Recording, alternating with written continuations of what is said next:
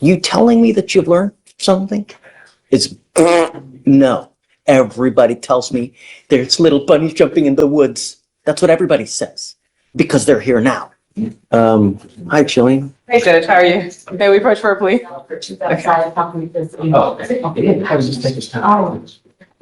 This is on Joshua Jones. Hey. Judge, he has been on supervision for a very long time. He's been compliant while on bond. He sat in jail for several weeks, a couple weeks. He's been monitored. He's Actions had have consequences. He's got 2 open DWIs. have a suspended driver's license. He'll have 2 DWI convictions. The next one will be a felony. I think it's an appropriate resolution, Judge. He's been gainfully employed throughout this entire course of time. What I was thinking is perhaps like a TRAS to see if he really needs sober court, you know? This is just a basic slap on the wrist. Yeah, you'll have 2 DWIs on your record, but a slap on the wrist. This is a big moment right here. When the judge says slap on the wrist, that's legal code for the system has tried leniency before and it didn't work. Courts don't just punish behavior, they're trying to change it. The real question is, does punishment without treatment actually stop repeat DWIs or just delay the next one? Drop your thoughts below. People will go wrap their cars around a pole the next week. I've seen it all too much. You know, my concern is on a slap on the wrist, have we really addressed the issue that needs what's going on as to why it continues to happen? Yes. You know, oh, okay. Yes, sir. No, we haven't. The idea is, and I'm being Mr. Jones, you know, when you take the easy way out or when you take a half-ass approach to something in life, you get a half-ass result, you know? Whereas when you do something meaningful, maybe you'll get a better result. You know, if therapy, we do a TRAS and he does something like knocks their Aunt Connie's socks off, perhaps it's only on 1 as opposed to 2.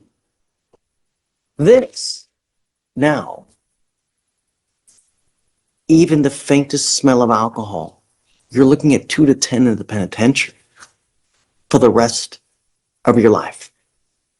Don't matter where you go, don't matter what you're doing, don't matter what the circumstances are, you're looking at a 3rd-degree felony next time. And the problem is, have we really addressed the issue? Nope. Yes, prior pen trip too. Could be, the next time could be a 15 to life. For the faintest smell of alcohol. Have a previous TBC. 25 years ago. Don't matter. So that means if you get a felony, if you get another DWI, it's automatically a felony, like we talked about. And then it would be enhanced. Something that happened 25 years ago to now, I feel like you understand and you know a person. Well, that's not what he's saying. He's saying he's trying to describe what you would be initially charged with if you were to get another DWI. That's what would be the charge. That's what would be the consequences in the next circumstance. If it were to happen, which it's not, if that were to happen, that would be what you would be facing. That's all he's saying. I totally understand It's it. putting yourself in a pretty tight. I'm putting myself in anything. I know exactly what happened, just like I know what happened 25 years ago. And I've changed my whole life because of it. Just like you said, I've been employed with the same company for 13 years, 14 years since I've been home. Mr. Jones. His GPS, he's working from sun up to sundown. I think that's what's keeping him out of, I think that's helpful. And I think he's been doing good all these months. I agree. You have been. But you don't get rewarded for following the law. You know? We don't pat you on the back for following the law. The reward is you don't go to jail. But you have 2 open DWIs. You've got some history. The law never forgets. Ever. It doesn't matter if it's 10 years old. It doesn't matter if it's 20 years old.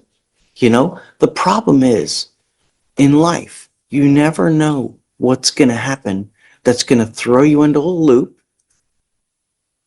and going to cause you to do something that you wouldn't normally do. The problem is when you do, if you do, the law doesn't forget. So if you go out and have just a half a glass of wine and you get pulled over, what do you think's going to happen? What I'm trying to tell you is it could be a very, very lengthy prison sentence. And on a 15 to life case, the offers start at 10. That's my fear. Perhaps we could do something more worthwhile. I mean, Because as far as the consequences of another DWI, if he were to be on probation, it'd still be a conviction. So they wouldn't change his consequences. but if we do significant, like a TRAS, significant, like sober court-ish, and just done one, as opposed to two. What do you think of that versus this? I can discuss it with him. We've kind of discussed it already, but we can discuss it again. Even on one? I don't know if they'd be amenable to it, but I can have a chat with them and my client. Mr. Jones, I think this is a setup for failure, and I'm trying to prevent that from happening. The idea is to get to the root, get to the cause, figure out what's going on so we can deal with it. You can lie to me, but you can't lie to yourself, right? Exactly. At some point, something, and this is a setup for failure. I'm being honest. It is. Just see if he's amenable, and go from there. Judge, may we be approached? Mr. Jones would like to say a few words on his own behalf, if that's okay with the court. Sure. Mr. Jones? We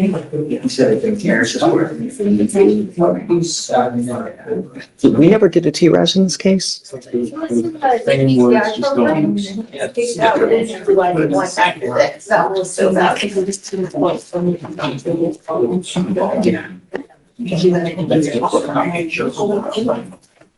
the judge know why you should be able to move forward with this plea.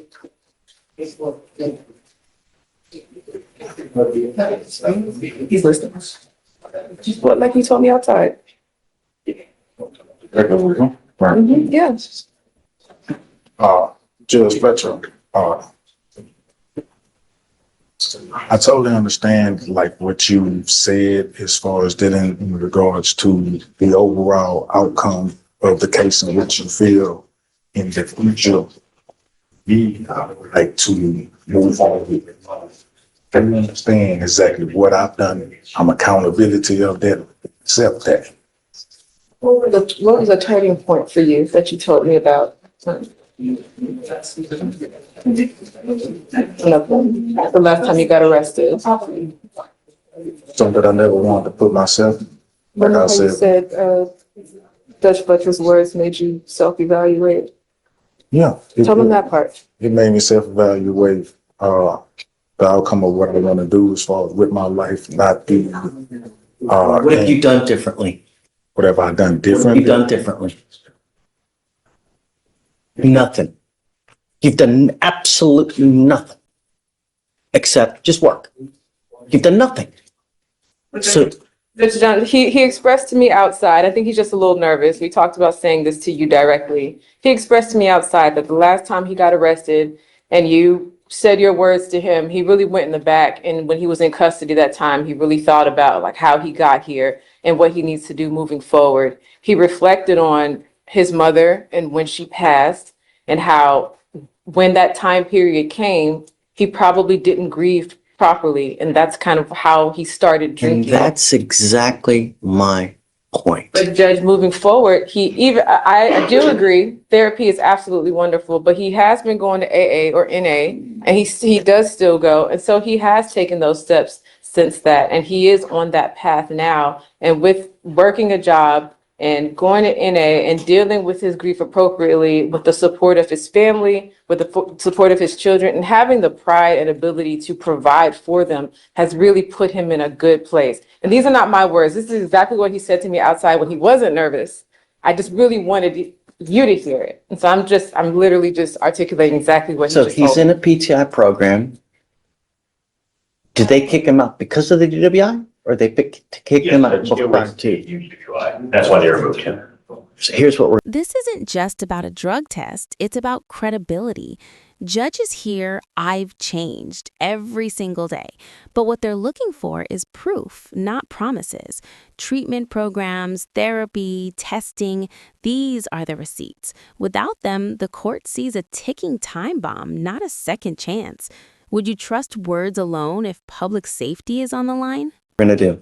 I'm sending you for a drug and alcohol test right now. I want to know what, if anything, is in your system, and we'll go from there. But I want a complete full panel. I want to know everything, and we'll see. But I have a problem when we just give another proverbial slap on the wrist and just throw him out to the wolves with now 2 DWIs and with a prior pen trip. It's a recipe for disaster. And the problem is that, yeah, you're grieving over your mom, you do this, but at the end of the day, you've done nothing to address any potential issues that there may be, so that whenever there is another catastrophic event in your life, because there's going to be, it's not a matter of if, it's a matter of when, and it's going to happen. How are you going to cope with it? Are you going to do something? Are you going to go hit the bottle? Are you going to go hit something else even more hard? And then you're going to get in the car, you're going to kill someone? The idea is that you learn from these mistakes. You telling me that you've learned something is no. Everybody tells me there's little bunnies jumping in the woods. That's what everybody says because they're here now. What have you truly done to address the issue? That's what I want to know. And before we go forward on anything else, if I'm going to accept this, I want to send you for a drug and alcohol test now. Okay? Okay, we'll do. All right. Thanks. Connor. Hey, bud. Judge, I'm approaching on Cecilia Salmeron. Okay. She's in custody. This is a bond forfeiture case. She just popped up on my docket this morning. I saw Maroon from long ago. Wow. How's she doing? She picked up another felony. It's a PCS. Really? Yeah. She doesn't have a bond on her felony cases yet. And she has court on Thursday for those. Let's see. Okay. Do you mind bringing out Miss Salmeron, please? Do you want to stay on, or do you want to? I'm fine staying on because I just know the case. I'm going to put like strict bond conditions on her now. Yeah, and I talked to her about it, Judge, and she understands. And I don't know if she's going to be able to bond out because She's at no bond now. Right. So I don't know how long that'll hold for, but one of the cases where she picked up with this DWI, the PCS case, and I don't know if they're going to even grant her a bond on that case when she goes to court Thursday. But maybe. she has a lawyer. I don't think so, Judge. I think the attorney that was on the case withdrew. Any spring break plans, Judge? Here. No. Are your kids off Any kids? this week? Yeah, they're in back. Oh, really? Hanging out with me in back. It's awesome. So I'd like to know what she's doing if she's driving in this case, because she's got an affidavit not to drive. I hope she's not driving. No, it doesn't appear so. It seems she Well, was. hold on. I'd like to know, but let's wait for her to get out so we can hear it together. Morning. How are you?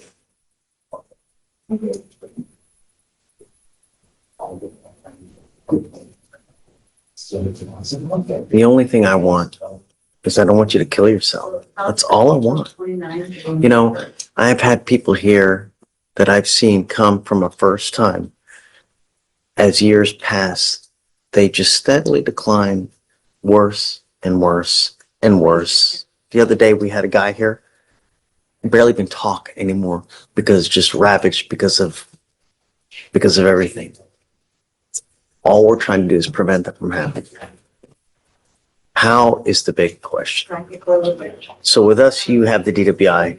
It looks like you've picked up a new case upstairs. I have no idea what happened. I'd like to know to see how we go forward. Do you mind what happened in the new case, please? So the new case, officers were dispatched to a Kroger's in Baytown, and loss prevention told the officer that the defendant was concealing items inside her clothing and baggage. The officer detained the defendant outside the front entrance, where she provided a false name and date of birth, which turned out to belong to her sister. The defendant was arrested for an active warrant and was later searched at the Baytown jail, where they found a baggie in her bra containing 2.5 grams of methamphetamine. Okay. You're currently, our bond is set at 1,000. You're currently held at no bond in the cases upstairs. If you do get out, I'm going to put a monitor on your ankle because I want to know exactly where you go. If you go, I don't know. You're not to consume alcohol, illegal drugs, and I'm going to test you like crazy. Do you understand? Or it's got to stop before something major happens. Okay. So she's set for Thursday. You want to set it for Monday? See what happens upstairs? It's fine. Say it again? I was gonna do Tuesday, just 1 week. Okay. So Felicia, she's not here. Okay, all right. So please don't send her down because I need her to sign conditions. Okay, all right. Okay, Miss Ulmer, good luck. Thank you, Judge. Thanks. You know, Connor, what I'd like to do is do a TRAS to see how we move forward. Okay. We've got time, so you don't need to expedite it, but I'd like to do a TRAS to see how we go forward. My feeling is probably Hue or SATA probably, but it looks like upstairs is probably going to ride regardless. So It looks like it's a ring chain. I'm gonna go to Resident. I think they may kick her out of Rick though, because she picked up another one. yeah, no. It's, I can't. Hey, Blaze, you familiar with Rick Court? Rick? Rick Ford. Not really. I know that it's. No, so if you've got one case and you pick up a second case, they will kick you out? That's what I was wondering. Okay, all right. Unless it's case by case, but depending on the new case, but It's probably the same as the first. they might keep her then. I think it's gonna be a determination with the chief over there. Yeah, it depends how they feel about the amount and. So I'd like to do the TRAS and I'm going to go based on the TRAS. That's fine. I don't care about upstairs. Yeah, that's fine. If upstairs are saying, okay, we can do something outpatient, I'm like, no. You know, I'd like to do a TRAS here. Let's see what it says, but my feeling is going to be some kind of inpatient, and yeah, okay. I can check. What's new, man? Cases, the approach on really quickly. One of them is Mr. Perez. He's taking a collegiate. Okay, I'm sorry, by the way. whenever, I'm ready when you are. Are you ready? Okay, Can I call him up, Judge? please. Buenos días, escuchen pues. Good morning, Mr. Perez. And here's where things get serious fast. A lot of people don't realize that a DWI isn't just a criminal issue. It can become an immigration nightmare. One bad decision can trigger detention, deportation, or permanent bans.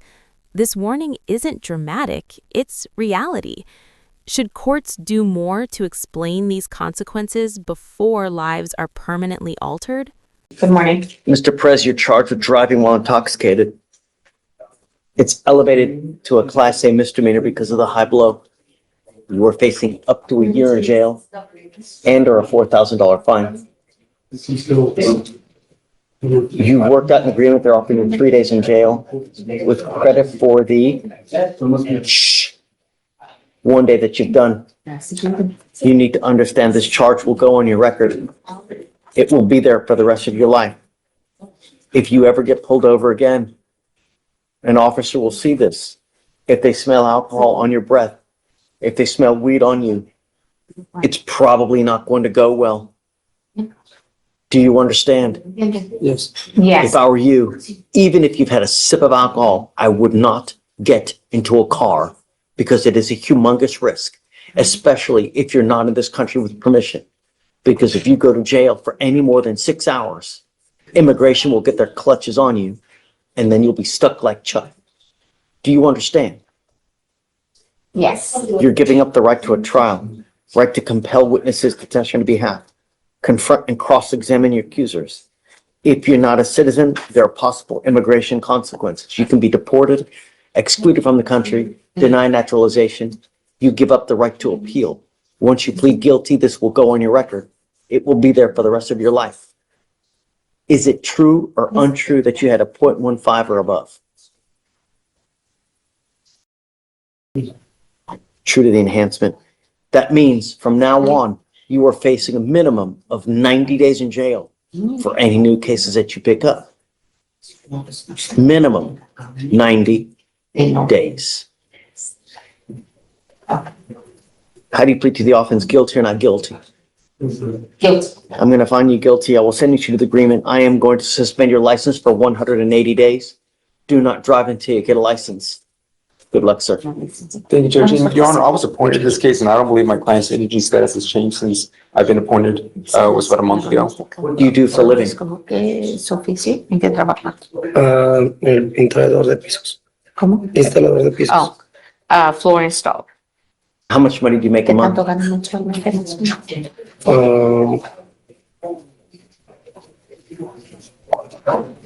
Tres mil, About 3,000, 3,500. 3,500 more or less. DWI is big business in this state. There's a $1,500 surcharge that would normally apply in this case. And if you don't pay it, you go to jail 1 day for every $100 you owe. We all make mistakes. But if you continue to make the same mistake where you endanger other people's lives, I will treat you like a child. And like a child, I will put you over my knee and spank you like a little child, but it will be with a ton of jail time. Do you understand? A second DWI is a $6,000 surcharge. So you can imagine $100 per day, you will sit in custody. I will waive the fee now, but if you come back on another DWI, get ready. Do you understand? ¿Usted lo entiende? Sí. All right. Thank you so much. Good luck. And Your Honor, I have two individuals, Mr. Yua Hernandez, Judge. His appearance was waived. I filed a discovery order. I believe that's ready in your Okay, queue. I'll sign it. Sure. And then also Mr. Jimenez, the same thing, just put discovery ready. I'll send it.